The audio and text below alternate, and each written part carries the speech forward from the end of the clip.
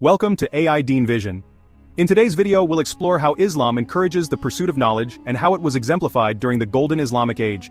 Knowledge is a key theme in Islam, and today, we will delve into the historical period when Muslims led the world in education, science, and philosophy. The universe beckons us. It whispers secrets of its origins and its workings. Within us lies an innate desire to understand, to explore, to unravel the mysteries that surround us. This thirst for knowledge is not new. It is a fundamental aspect of the human spirit. And for Muslims, it is a divine imperative. The Quran, the holy book of Islam, explicitly calls upon believers to seek knowledge. Read, it commands in its very first revelation. Read in the name of your Lord who created. These words ignited a passion for learning that would illuminate the world. From the deserts of Arabia, a civilization arose that would change the course of history. Fueled by faith and a commitment to knowledge, the Islamic world embarked on a journey of discovery. This journey led to an era known as the Golden Age of Islam, a period of unparalleled intellectual flourishing that spanned centuries. From the 8th to the 13th centuries, and some argue even beyond, the Islamic world became a beacon of knowledge, illuminating the world with its brilliance. This Golden Age was not a coincidence. It was the direct result of Islam's emphasis on knowledge. The Quran stresses observation, reflection, and the use of reason. It encourages believers to contemplate the natural world, to question, to seek answers. Are those who know equal to those who do not know? The Quran asks, prompting us to consider the transformative power of knowledge. The pursuit of knowledge in Islam is not merely encouraged, it is considered an act of worship. It is a means of drawing closer to God, of understanding His creation, and of fulfilling our purpose as His stewards on earth. The Prophet Muhammad himself emphasized the importance of seeking knowledge, saying, "Seeking knowledge is obligatory for every Muslim." This profound reverence for learning laid the foundation for the Golden Age of Islam. The universe beckons us. It whispers secrets of its origins and its workings.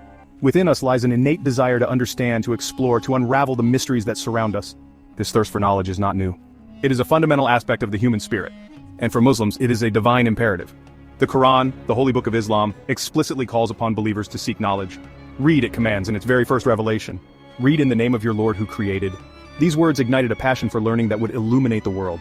From the deserts of Arabia, a civilization arose that would change the course of history. Fueled by faith and a commitment to knowledge, the Islamic world embarked on a journey of discovery. This journey led to an era known as the Golden Age of Islam, a period of unparalleled intellectual flourishing that spanned centuries. From the 8th to the 13th centuries, and some argue even beyond, the Islamic world became a beacon of knowledge, illuminating the world with its brilliance. This Golden Age was not a coincidence. It was the direct result of Islam's emphasis on knowledge. The Quran stresses observation, reflection, and the use of reason. It encourages believers to contemplate the natural world, to question, to seek answers. Are those who know equal to those who do not know? The Quran asks, prompting us to consider the transformative power of knowledge. The pursuit of knowledge in Islam is not merely encouraged, it is considered an act of worship. It is a means of drawing closer to God, of understanding His creation, and of fulfilling our purpose as His stewards on earth. The Prophet Muhammad himself emphasized the importance of seeking knowledge, saying, "Seeking knowledge is obligatory for every Muslim." This profound reverence for learning laid the foundation for the Golden Age of Islam. This commitment to education was not limited to men. One of the key factors that enabled this intellectual flourishing was the Islamic emphasis on education. The Golden Age was not limited to a single field of study. The Islamic Empire at its peak stretched from Spain in the west to India in the east.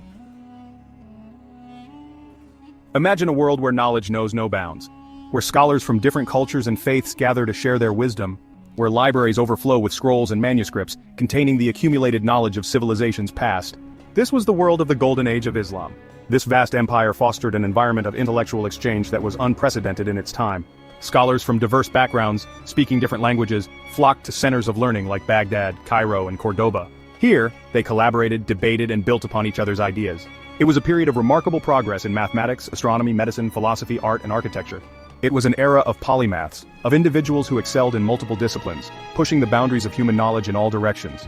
Mosques, traditionally places of worship, also served as centers of learning.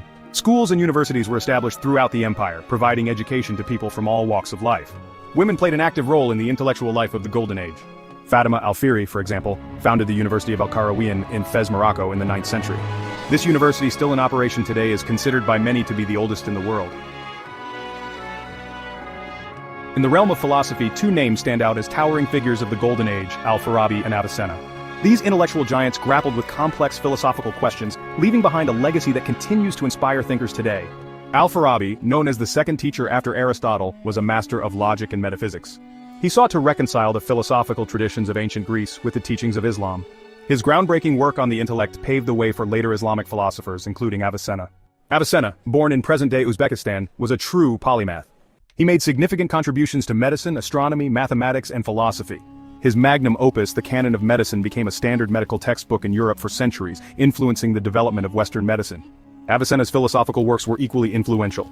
He explored the nature of the soul, the relationship between God and creation, and the pursuit of happiness. His writings, characterized by their clarity and logical rigor, helped to shape the intellectual landscape of the Islamic world and beyond. These two thinkers, along with many others, established a rich tradition of Islamic philosophy that sought to harmonize reason and revelation. They grappled with questions of faith and reason, ethics and morality, the nature of reality, and the purpose of human existence. The Islamic Golden Age witnessed a revolution in mathematics, with scholars making groundbreaking discoveries that would lay the foundation for modern mathematics. One name stands out as a true pioneer in this field: Muhammad ibn Musa al-Khwarizmi. Al-Khwarizmi's contributions to mathematics are profound and far-reaching. He is credited with introducing the concept of algebra to the world, developing a systematic approach to solving linear and quadratic equations. His book, the compendious book on calculation by completion and balancing, from which the word algebra is derived, revolutionized mathematical thinking. But Al-Khwarizmi's influence extends far beyond algebra. He played a crucial role in introducing the Hindu-Arabic numeral system to the Islamic world, a system that would eventually be adopted by the West. This system, with its use of zero and place value, greatly simplified mathematical calculations, and paved the way for further advancements in mathematics. Al-Khwarizmi's work on astronomy was equally significant. He developed detailed astronomical tables that were used for centuries to calculate the positions of stars and planets. His work in trigonometry, particularly his tables of sines and tangents, proved invaluable to astronomers and mathematicians alike. Section 5, Citadels of Learning, Al-Qarawiyyin and Al-Azhar. The pursuit of knowledge requires more than just brilliant minds. It requires institutions that can foster learning, encourage debate, and preserve knowledge for future generations. The Islamic Golden Age witnessed the rise of such institutions, centers of learning that attracted scholars from far and wide. Two such institutions stand out as beacons of learning: Al-Qarawiyyin in Fez, Morocco, and Al-Azhar in Cairo, Egypt. These universities, founded centuries ago, continue to operate today, a testament to the enduring legacy of Islamic scholarship. Al-Qarawiyyin, founded in 859 CE by Fatima al-Fihri, a devout and learned woman, is considered by many to be the oldest university in the world. It began as a mosque but quickly evolved into a thriving center of learning, offering courses in Islamic studies, mathematics, astronomy, grammar, and medicine. Al-Azhar University, established in Cairo in 970 CE, became another prominent center of Islamic learning. It gained a reputation for its rigorous scholarship in Islamic law, theology, and philosophy. Al-Azhar attracted students and scholars from across the Islamic world, fostering a vibrant intellectual atmosphere. These universities, along with many others that flourished during the Golden Age, played a vital role in preserving and transmitting knowledge. They served as repositories of books and manuscripts, ensuring that the wisdom of previous generations would not be lost. Section 6, The House of Wisdom, Baghdad's Beacon of Enlightenment. Imagine a library so vast, so filled with knowledge from every corner of the known world, that it becomes a legend. This was the House of Wisdom in Baghdad, a beacon of learning that illuminated the Golden Age of Islam. Established in the 8th century, the House of Wisdom was more than just a library. It was a center for translation, research, and scholarly debate. Scholars from diverse backgrounds, including Muslims, Christians, Jews, and Persians, worked side by side, translating ancient Greek, Persian, and Indian texts into Arabic. The House of Wisdom became a melting pot of ideas, where ancient wisdom mingled with new discoveries. It housed a vast collection of manuscripts on subjects ranging from astronomy and mathematics to philosophy, medicine, and literature. Scholars flocked to Baghdad from all over the Islamic world, drawn by the reputation of this intellectual powerhouse.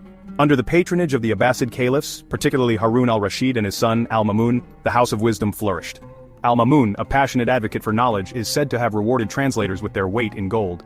The House of Wisdom played a pivotal role in preserving and transmitting knowledge. It ensured that the scientific and philosophical achievements of ancient civilizations were not lost to history. Instead, they were translated, studied, and built upon by Islamic scholars, contributing to the remarkable intellectual flourishing of the Golden Age.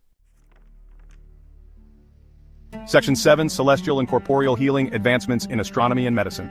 The Islamic Golden Age was a time of remarkable progress in the sciences, particularly in the fields of astronomy and medicine. Muslim scholars made groundbreaking discoveries that advanced our understanding of the cosmos and the human body. In astronomy, Muslim scholars built upon the work of their predecessors, making significant contributions to observational astronomy, astronomical instruments, and theoretical models of the universe. They developed sophisticated astronomical tables that were used for centuries to calculate the positions of stars and planets, aiding in navigation and timekeeping.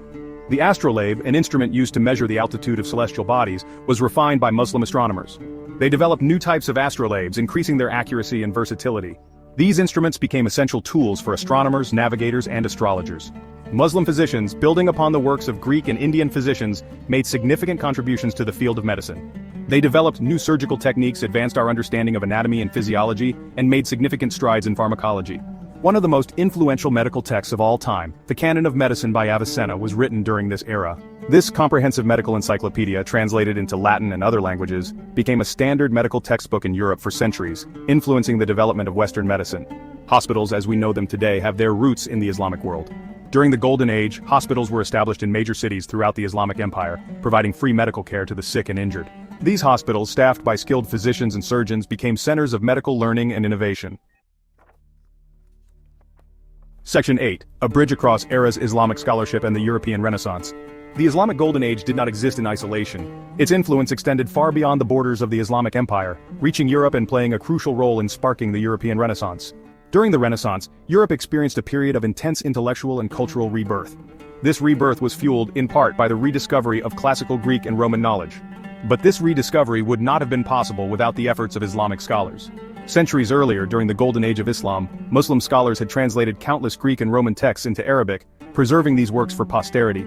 These Arabic translations, along with original works by Islamic scholars, made their way to Europe through various channels, including trade routes and the Reconquista, the Christian reconquest of Spain.